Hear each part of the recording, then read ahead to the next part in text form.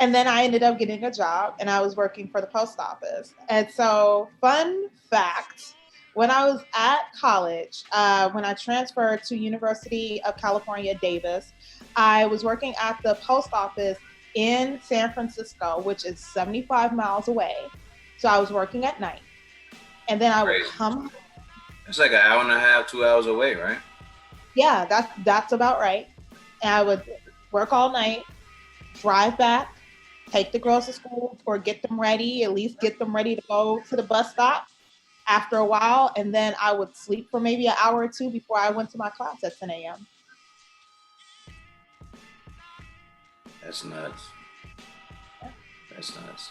So that takes a certain level of focus as well, right? Well, now we're talking about focus and staying inspired. So at that Yeah. point, tell me about that. What at that point is inspiring you and keeping you focused? What's the motive? What's the motivation? What's all that? What's there?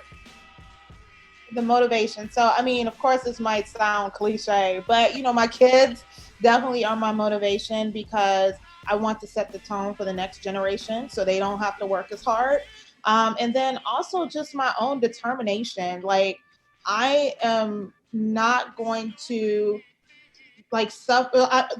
How could I put it? Like, I don't want to go through what my mom nor through what my grandmother went through. And so, like, I'm determined not to fall into that trap. Granted, they're immigrants, so it's just a little bit different. Their struggle was different, and then the time it was different. And you think about that, like, I think about the sacrifices they made to not only come to this country, but what they had to do to make a way and pave a way for the future generations. So I said, I'll be damned if I sit there and waste the advantages that I do have. Not is not many, but what I do have to make a way for myself and for my kiddos. So that's what kind of like really drove me. Like, I'll tell you, like, I mean, I went to Davis from 2013 to like 2015, and I think like the first year and a half, like, I don't remember sleeping more than like 2 hours a day. It's crazy, It's just, except for like on the weekends when I had my one day off, I slept. That was the only time I probably caught up on rest. But other than that, I really don't recall sleeping. But then that's how determined I was to make a way.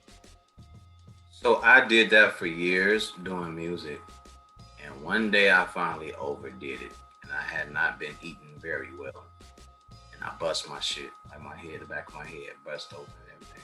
I passed out. Yeah. I don't know how you did it without that happening to you.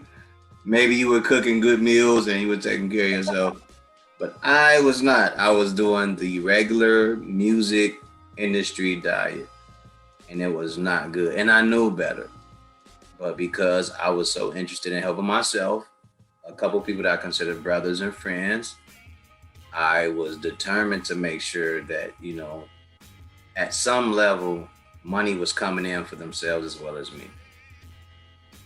And after I hurt myself, I realized that those people, those individuals, were not working as hard as I was. Of Because when course. it happened, they were still depending on me to do everything for them, even as I recovered.